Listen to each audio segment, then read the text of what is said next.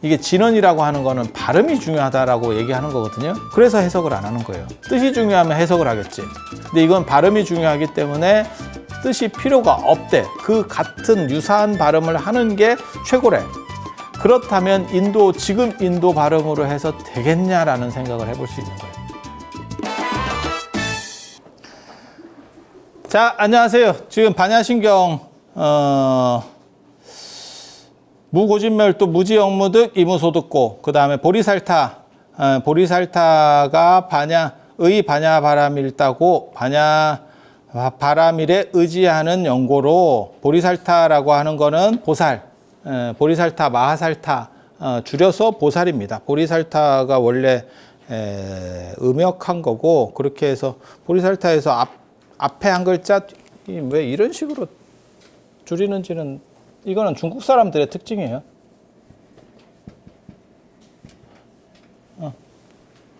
보리는 깨달음이라는 거고, 살타는 중생이라는 거고, 보디사트바, 이렇게 보디사트바를 보리살타라고 음사하는 거고, 이거는 그럴듯하죠. 이거는 뭐 지금 음하고는 안 맞는데요, 이렇게 얘기하면 안 돼요. 그 당시 발음은 다 다릅니다. 이 발음도 다른 거고 이 발음도 다른 거예요. 그러니까 양쪽 다 발음이 달라졌기 때문에 완전히 일치는 안 되지만 뭐 그럴 수도 있겠다 정도는 되는 거고, 그러니까 우리가 사용하는 모든 한국말도 뭐 조선 초기나 조선 중기의 발음이 다 달라요. 다 달라요. 발음은 계속 바뀌어가는 거예요. 계속 바뀌어가는 거예요. 그리고 그렇게 바뀌어가는 거를 가장 단적으로 알 수 있는 게 북한과 남한의 차이라고 보시면 돼요. 그러니까 이게 분단되고 한 50년만 있어도 이렇게 발음들이 계속 바뀌어가고 단어들이 바뀌어가는구나 라고 하는, 만약에 분단이 안 됐으면 알 수 없는, 그러니까 이론적으로는 다 그렇게 나와요. 그리고 100년 정도 단절이 되면 말이 안 통한다는 게 언어학적으로 나오는 얘기거든요. 근데 그거를 우리는 볼 수 있는 거죠. 그렇게 가고 있죠, 지금. 그래서 한 단절이 돼서 한 50년 정도 되니까 이제 점점 좀 어려워지는 거죠. 그래서 나중에 만약에 통일이 되면 이 언어의 문제도 굉장히 클 거예요. 그러니까 생김새 문제는 금방 해소가 돼요. 근데 언어 문제는 무진장 오랫동안 해소가 잘 안 될 겁니다.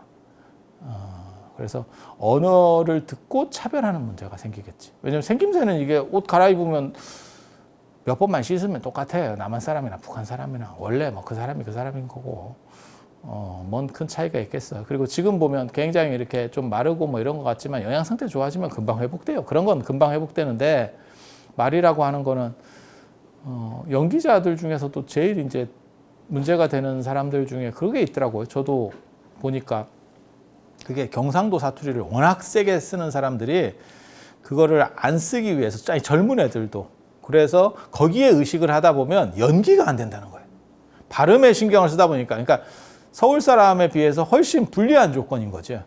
서울 사람 그냥 얘기하면 되는데 얘는 여기에 막 신경을 써야 되고, 그게 이제 초보 연기자 같으면 훨씬 힘들어지는 거예요. 상황이 복잡해지는 거죠. 그래서 그런 일들이 있어요. 그래서 이게 지금 완전히 다른 건데 이걸 어떻게 음사했어요? 라고 생각하면 안 돼요. 그때 이것도 발음이 다르고 이것도 발음이 다른 거예요. 그래서 제가 그런 얘기 하잖아요. 여기 이제 반야신경 좀 있으면 이제 아제아제 바라아제 이런 얘기 나오는데, 이것도 요즘 인도 발음을 가지고 뭐 가테 바라 가테, 그 무식한 소리라고요. 왜냐면 이거는 현장 때 600년대 발음을 근거로 음사해 놓은 거예요. 지금 발음하고 안 맞아요. 그거는 말 같지도 않은 거예요. 말 같지도 않은 거예요. 그래서 제가 늘상 얘기하는 거 있어요. 만약에 발음이 중요한 거라면, 이게 진언이라고 하는 거는 발음이 중요하다라고 얘기하는 거거든요. 이유가 뭐냐면 그래서 해석을 안 하는 거예요. 뜻이 중요하면 해석을 하겠지. 근데 이건 발음이 중요하기 때문에 뜻이 필요가 없대. 그 같은 유사한 발음을 하는 게 최고래. 그렇다면 지금 인도 발음으로 해서 되겠냐라는 생각을 해볼 수 있는 거예요. 발음의 원형은 몰라, 지금. 그 당시 현장 스님은 들어서 알았겠지. 근데 우리 같은 사람들은 그 발음의 원형을 잊어버렸어요. 이 중국 거에서 잊어버리고 인도 거에서 잊어버린 게 아니고 한국 것도 발음은 다 없어졌다니까요. 그러니까 조선 초기 뭐 고려 시대 때 우리나라 사람들이 뭐 향로면 향로라는 발음을 했겠지. 근데 그 발음이 뭔지를 모르는 거예요. 발음은 계속 바뀌어가는 거니까. 그리고 이거는 녹음을 안 해놓으면 방법이 없어요. 기록으로는 방법이 없습니다. 그렇다 보니까 그 원 발음이 있었고, 원 발음이 그 당시 유행하는 발음이 있었고, 그 발음을 모사해 놓은 게 아재아재 바라아재. 그것이 어느 정도 차이가 났는지는 잘 몰라. 미세한 차이는 있었겠지. 하지만 제일 비슷한 발음을 취했을 거예요. 그거는 뭐 확실할 거예요. 왜냐면 이건 발음이 중요한 거니까 한자 있는 것 중에서 뭐 글자 고치라 이거 다 필요 없고 발음. 그리고 여기서 이제 또 중요한 게 중국은 사성이 있기 때문에 지금 이 발음하고 우리 발음하고 약간 또 달라. 걔네 또 이렇게 움직인다고 발음이. 그리고 지금 현재 인도 말로 하면 이게 가테가테라고 하는 거예요. 그러니까 이게 원 발음이니까 이게 틀렸어가 아니에요. 인도도 이 원 발음에서 계속 바뀌어온 거예요. 그래서 이게 오히려 원 발음에 가깝다니까요. 이게. 그래서 이런 식으로 진언을 외워야 됩니다라고 말하는 사람이 무식한 사람이에요. 진짜 개뿔도 모르는. 개뿔도 모르는. 이해가 됩니까? 이해가 됩니까? 그러니까 그 당시 발음이 중요한 거라면 어차피 얘네도 바뀌고 얘네도 바뀐 거예요. 얘네도 바뀐 거예요. 근데 왜 이게 더 발음에 가깝다고 그런 얘기하냐면 언어는 생활하는 놈이 바꿔요. 그래서 한국말이 제일 많이 바뀌는 거는 한국 사람들 안에서 바뀌는 거예요. 그래서 제가 그런 얘기 하잖아요. 우리가 또 언어가 바뀌게 지금 최근 들어서 가장 빨리 바뀌는 것 중에 하나가 스마트폰하고 이게 핸드폰 문자가 생기고 스마트폰이 생기고 이러면서 이게 막 언어들이 막 바뀌기 시작하거든요, 지금. 그리고 그 전으로 넘어가면 TV하고 국정교과서라는 게 만들어지면서 언어가 바뀌어요. 그건 이제 표준화 작업이라는 게 작동을 하는 거고, 표준화가 작동을 하는 거고, 그 전에는 그런 표준화 작동을 못 하죠. 그러니까 조선시대 때는 그냥 계속 방언들이 남아있을 수밖에 없는 게 정부가 그 전체를 규정할 수 있을 정도의 정부의 통제 능력이 안 됩니다. 그래서 임금이 다스릴 수 있는 게 경기예요. 그게 경기도라고 하는 게 그게 왕의 직할 영역이거든요. 그러니까 자기 영향권이 미치는데 그게 경기라고 하는 거예요. 그 외에는 통제 영역이 아니에요. 통제 영역이 아니에요. 그래서 그런 부분들을 현대에 들어서는 이제는 뭐 땅이 아무리 넓어도 국가가 통제할 수 있잖아요. 그래서 예전으로 올라갈수록 뭐가 있냐면 통제가 안 되니까 뭐 향약, 두레, 개 이런 게 발전하는 거예요. 민간 자치. 그리고 학교나 의료나 이런 것들도 다 야매들이 많이 있었어요. 국가가 주도하는 게 아니고. 그리고 국가적 역량이 점점점 강화되면서 그런 부분들이 지금 다 빠져나가는 거죠. 그래서 예전에는 종교시설 안에, 종교 안에 시장도 있었고, 뭐 은행도 있었고, 교육도 있었고, 뭐 이런 것들이 있는데 이게 다 빠져나가고 지금은 잔재가 일부 남은 거죠. 그게 미션 스쿨이라고 하는 거. 그러니까 학교를 종교단체들이 세우는 뭐 이런 것들이 있는데 앞으로는 그런 것도 다 없어지는 게 맞아요. 저는 개인적으로 그런 게 다 없어져야 된다고 생각하고 유럽처럼 아예 그냥 대학까지 전부 국가에서 교육의 균질화라고 하는 게 굉장히 중요하거든요. 근데 사적인 부분들이 들어가면 그 균질화에 실패를 합니다. 그래서 그거는 굉장히 중요한 거고 앞으로는 점점 좀 그렇게 가고 있는 거고 그렇게 갈 수밖에 없는 거고 병원이나 이런 것도 마찬가지예요. 국가시설이 영향을 못 미칠 때 병원들이 만들어졌던 거죠. 근데 국가가 제대로 기능을 하면 은행 같은 경우는 또 마찬가지인데 은행은 이제 상당 부분 국가가 개입을 하고 있죠, 지금. 그러니까 일반 뭐 신한은행 뭐 이런 은행들도 국가가 어느 정도 이상 충분히 개입을 하고 있죠. 그리고 복지 같은 경우가 국가가 좀 늦었죠. 그래서 민간들이 많이 하고 뭐 종교단체에서 많이 하지만 지금 국가가 이제 다 회수해 오는 상황이죠. 그래서 종교시설들에서 하던 복지들이 다 걷어지고 있는 상황이다라고 보시면 돼요. 저는 개인적으로는 국가가 그걸 전부 다 하는 게, 그리고 선진국일수록 그거를 더 잘 시스템화시켜서 균질화하게 합니다. 그리고 후진국으로 갈수록 그게 불균형해요. 그리고 민간이 들어갈 수 있는 영역들이 많고, 그러니까 민간은 개인일 수도 있고 단체일 수도 있고 그다음에 뭐 종교일 수도 있고 그렇게 되는 거예요. 그래서 지금 오늘날 종교가 사실 무너지는 이유 중에 하나가 뭐냐면, 예전에 많았던, 그러니까 국가가 작은 국가였기 때문에 그 많은 부분을 사적인 부분이 담당하고, 그 중에서 종교도 등치가 크니까 종교가 해오던 것들이 전부 다 빠져나가서 그래요. 빠져나가면서 그냥 신앙 영역만 남으니까. 불교는 수행 영역이 남는 거고, 그 다음에 이제 기독교나 천주교는 신앙 영역만 남는데, 신앙이 이게 딱히 기도를 열심히 한다고 이게 딱히 성공하는 게 아니더라 라는 판단을 하는 거죠. 그러니까 뭐가 있냐면, 기도는 엄마가 하고 애는 공부를 해. 야, 그게 그렇게 기도가 약발이 좋으면 애가 공부를 때려치고 기도를 해야 되는 거 아니요? 그러니까 우선순위에서 벌써 밀려난 거죠. 제가 늘상 말하는 거 있어요. 이 세상에 바쁜 일은 없고 단지 우선순위에서 네가 밀려난 것뿐이야 라는 거죠. 근데 종교가 어떻게 보면 절대적인 걸 가지고 있을 때는 학원보다 기도가 우선이었을 수 있겠죠. 그런데 지금은 부모는 기도를 하더라도 자식은 학원을 가죠. 그러니까 벌써 우선순위에서 이게 절대성을 잃었구나 라고 생각을 해보면, 그리고 그 존재 속에서 컸어. 내가 그 상황에서. 그러니까 부모하고는 또 다른 거지. 이 자식이지. 자식 입장에서는.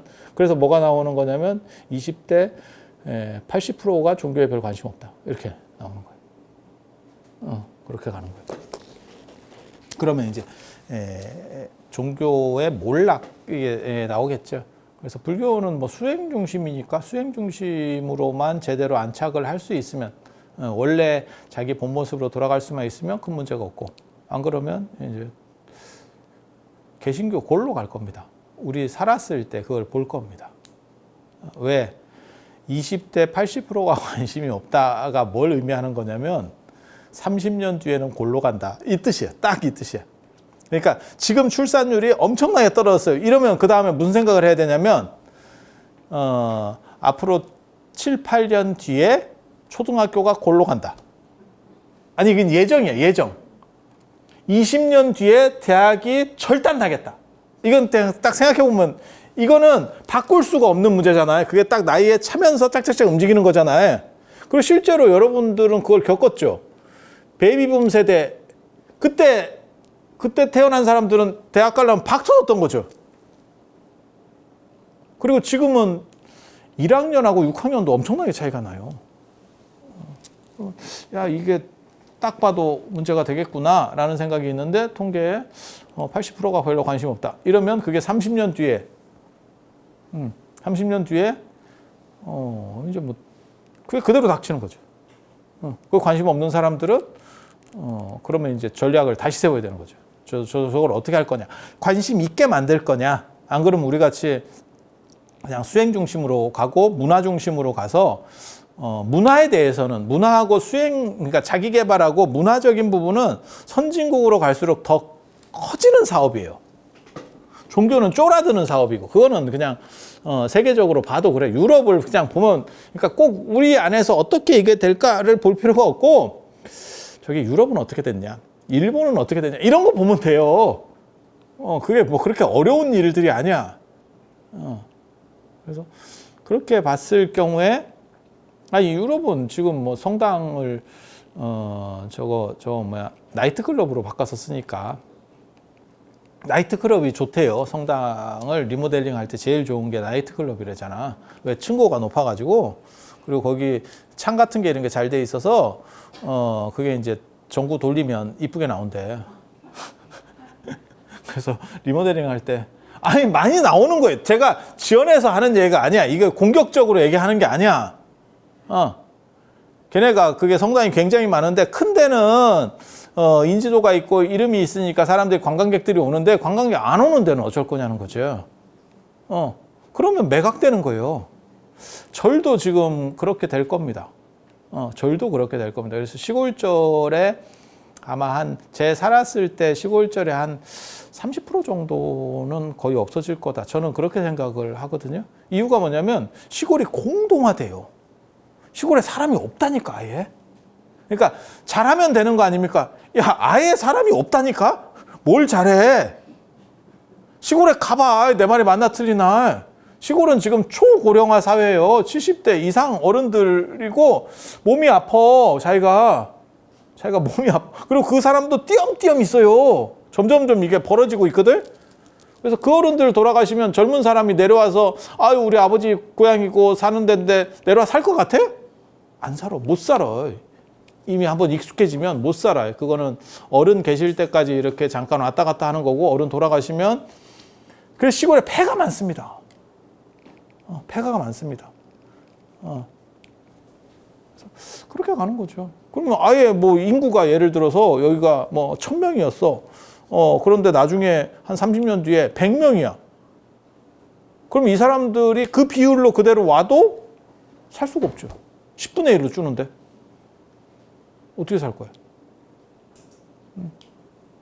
물론 예전에 선종이 했었던 방식으로 하면 살지. 농사죠. 농사죠. 네가 직접 농사해서 농장까지 겸해. 근데 요즘 사람들이 그리고 농사 아무나 하는 거 아니에요. 제가 늘상 얘기하지만 자꾸 쓸데없는 사람들이 뭐 시골에 가서 농사나 짓까? 네가 농사를 몰라서 그래. 그게 농사가 직장 생활보다 힘들다. 그건 해본 사람은 알아. 야, 이게 사람 잡는 거구나. 이런 생각을 할 정도로 농사가 아무튼 힘들어요. 그래서 그건 보이는 일이에요. 그리고 그 타격은 시골에 있는 불교보다 도시가 훨씬 타격시가 큽니다. 그래서 교회 절단 날 겁니다. 큰 교회 다 절단 납니다. 아이러니하게도 되게 재밌어. 한국의 개신교가 이렇게 크게 커질 수 있었던 이유 중에 하나가 종교용지를 받아서거든요. 종교용지 아십니까? 그 아파트 같은 거 대규모 단지 지으면 거의 종교용지를 넣잖아요. 그게 절반가에서 그 절반가보다 약간 낮은 정도로 책정이 돼요. 쌀 때는 뭐 3분의 1로 책정이 될 때도 있고. 그래서 그런 거를 교회들이 먹어 들어간 거예요. 종교용지를. 되게 재밌어. 그게 교회가 도시 안에서 빨리 커질 수 있었던 이유 중에 하나예요. 그럼 절에서도 그거 사면 되는 거 아닙니까? 종교용지는 대출이 안 돼요. 그러니까 내 돈 갖고 갖다 박아야 되는데 싸도 몇십억 이하로 이걸 만질 수가 없어. 그러니까 목돈 몇십억을 그러니까 대출 안 받고 몇십억을 지를 수 있는 사람이 있어야 되는 거야. 그게 쉽지가 않아. 근데 종교용지의 저주라는 게 있어요. 종교용지의 저주. 팔 때도 종교용지 아니면 못 사. 그러니까 종교용지로만 이건 계속 써야 되는 거야. 왜냐하면 이거를 풀어주면 야 절반에 나는 분양을 받았는데 이거를 일반 용지로 풀어줘 버리면 얘는 그냥 앉아서 따블을 버는 거잖아. 그러니까 안 돼. 그러니까 못 풀어. 종교용지로 묶인 거는 그냥 계속 종교용지로 가는 거야. 그러니까 내가 100억짜리를 50억에 샀어. 그런데 내가 형편이 어려워지잖아요. 이게 유지가 안 돼. 현상 유지가. 사람 신도가 점점 줄어가지고 현상 유지가 안 돼. 그럼 무슨 일이 벌어지냐면 결국 부동산을 토해낼 수밖에 없거든. 아니 마찬가지잖아요. 사업하는 사람도 마찬가지고 다 비슷한 상황이잖아요. 토해내고 싶어서 토해내겠어요?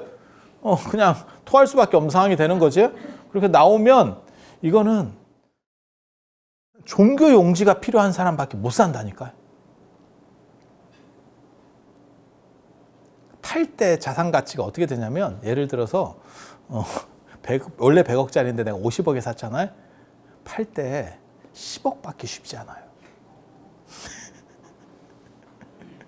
이게 또 종교의 저주라는 게 있어. 종교용지의 저주만 있는 게 아니고 종교의 저주라는 것도 있어. 내가 얘기하지만 이게 교회야. 목사는 못 사.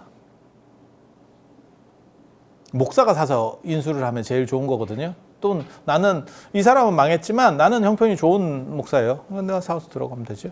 목사는 못 사. 이유가 뭔지 아세요? 여기 신도들이 있을 거 아니에요. 이 신도들이 새로운 목사가 들어와서 이 전 목사를 끄집어 내야 될 거 아니에요. 내가 샀으니까, 경매로 낙찰 받았으니까. 예? 그 권리 행사를 못 해요. 이 신도들이 막아버리면.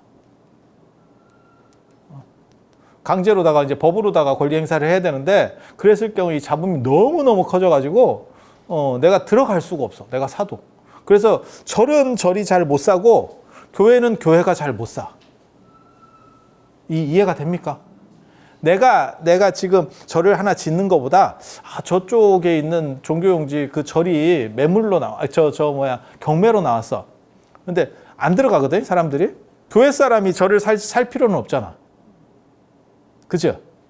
교회 사람이 절을 사서 뭐 할 거야? 절을 사서 할 거면 완전히 밀어버리고 리모델링을 해야 되거든?